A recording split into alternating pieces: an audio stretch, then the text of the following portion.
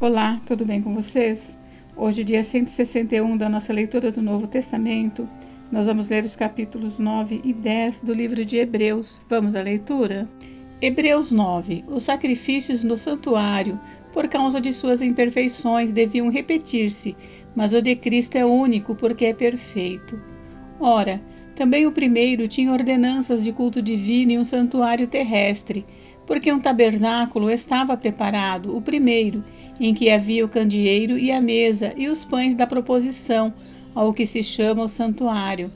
Mas depois do segundo véu estava o tabernáculo, que se chama o Santo dos Santos, que tinha o incensário de ouro e a arca do concerto, coberta de ouro toda em redor, em que estava um vaso de ouro que continha o maná e a vara de Arão, que tinha florescido, e as tábuas do concerto, e sobre a arca os querubins da glória, que faziam sombra no propiciatório, das quais coisas não falaremos agora particularmente. Ora, estando estas coisas assim preparadas, a todo tempo entravam os sacerdotes no primeiro tabernáculo, cumprindo os serviços, mas no segundo só o sumo sacerdote uma vez por ano, não sem sangue, que oferecia por si mesmo e pelas culpas do povo, dando nisso a entender o Espírito Santo que ainda o caminho do santuário não estava descoberto, enquanto se conservava em pé o primeiro tabernáculo, que é uma alegoria para o tempo presente, em que se oferecem dons e sacrifícios que, quanto à consciência, não podem aperfeiçoar aquele que faz o serviço, consistindo somente em manjares e bebidas e várias abluções e justificações da carne, impostas até ao tempo da correção. Mas vindo Cristo, o sumo sacerdote dos bens futuros, por um maior e mais perfeito tabernáculo, não feito por mãos, isto é, não desta criação, nem por sangue de bodes e bezerros, mas por seu próprio sangue, entrou uma vez no santuário, havendo efetuado uma eterna redenção. Porque se o sangue dos touros e bodes e a cinza de uma novilha, esparzida sobre os imundos, os santificam, quanto à purificação da carne, quanto mais o sangue de Cristo, que pelo Espírito eterno se ofereceu a si mesmo imaculado a Deus, purificará a vossa consciência das obras mortas para servirdes ao Deus vivo. E por isso é mediador de um novo testamento, para que, intervindo a morte para a remissão das transgressões que havia debaixo do primeiro testamento, os chamados recebam a promessa da herança eterna. Porque onde há testamento, necessário é que intervenha a morte do testador, porque um testamento tem força onde houve morte, ou terá ele algum valor enquanto o testador vive? Pelo que também o primeiro não foi consagrado sem sangue, porque havendo Moisés anunciado a todo o povo todos os mandamentos segundo a lei, tomou o sangue dos bezerros e dos bodes, com água, lã purpúrea e isopo, e aspergiu tanto o mesmo livro como todo o povo, dizendo: Este é o sangue do testamento que Deus vos tem mandado. E semelhantemente aspergiu com sangue o tabernáculo e todos os vasos do ministério. E quase todas as coisas, segundo a lei, se purificam com sangue, e sem derramamento de sangue não há remissão.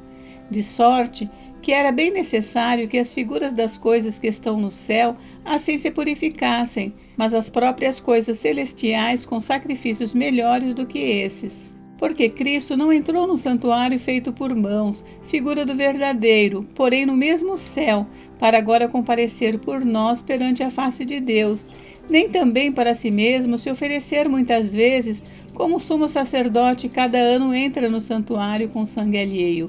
Doutra maneira, necessário lhe fora padecer muitas vezes, desde a fundação do mundo. Mas agora, na consumação dos séculos, uma vez se manifestou para aniquilar o pecado pelo sacrifício de si mesmo. E como aos homens está ordenado morrerem uma vez, vindo depois disso o juízo, assim também Cristo, oferecendo-se uma vez para tirar os pecados de muitos, aparecerá segunda vez sem pecado aos que o esperam para a salvação. Hebreus 10. Porque tendo a lei a sombra dos bens futuros e não a imagem exata das coisas, nunca pelos mesmos sacrifícios que continuamente se oferecem cada ano, pode aperfeiçoar os que a ele se chegam. De outra maneira, teriam deixado de se oferecer, porque purificados uma vez os ministrantes, nunca mais teriam consciência de pecado. Nesses sacrifícios, porém, cada ano se faz comemoração dos pecados, porque é impossível que o sangue dos touros e dos bodes tire pecados. Pelo que entrando no mundo diz, sacrifício e oferta não quiseste, mas corpo me preparaste. Holocaustos e oblações pelo pecado não te agradaram. Então disse, eis aqui venho. No princípio do livro está escrito de mim, para fazer, ó Deus, a tua vontade. Como acima diz, sacrifício e oferta e holocaustos e oblações pelo pecado não quisestes, nem te agradaram, os quais se oferecem segundo a lei. Então disse, eis aqui venho para fazer, ó Deus, a tua vontade.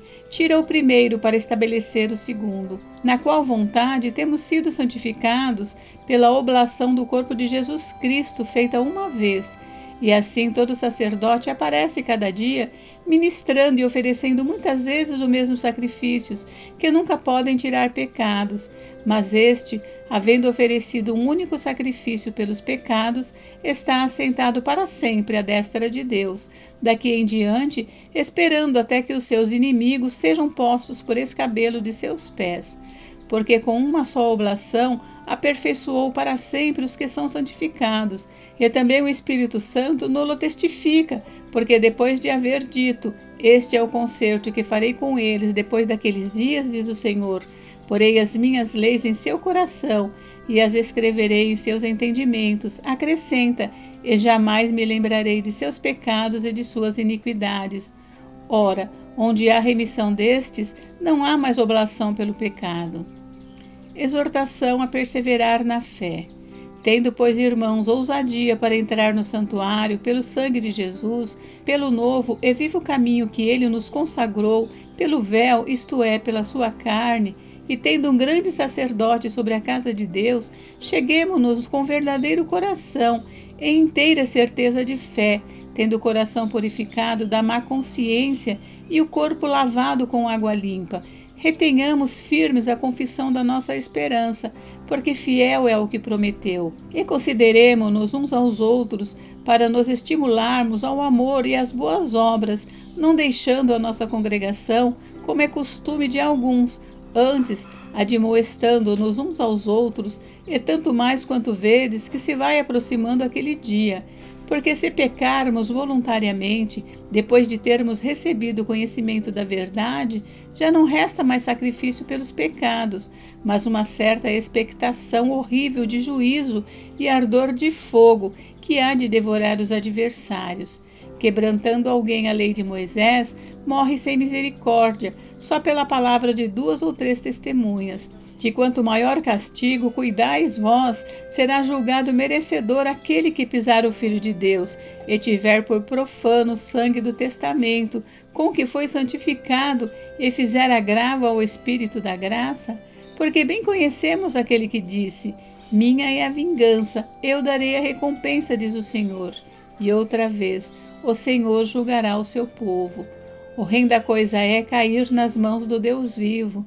Lembrai-vos, porém, dos dias passados, em que, depois de serdes iluminados, suportastes grande combate de aflições. Em parte, fostes feito espetáculo com vitupérios e tribulações, e em parte, fostes participantes com os que assim foram tratados. Porque também vos compadecestes dos que estavam nas prisões, e com gozo permitistes a expoliação dos vossos bens, sabendo que em vós mesmos tendes nos céus uma possessão melhor e permanente. Não rejeiteis, pois, a vossa confiança, que tem grande e avultado galardão, porque necessitais de paciência, para que depois de haverdes feito a vontade de Deus, possais alcançar a promessa. Porque ainda há um pouquinho de tempo, e o que há de vir virá, e não tardará. Mas o justo viverá da fé, e se ele recuar, a minha alma não tem prazer nele. Nós, porém, não somos daqueles que se retiram para a perdição, mas daqueles que creem para a conservação da alma. Gente, encerramos por hoje, mas amanhã tem mais. Fiquem com Deus, Deus abençoe vocês. Até amanhã.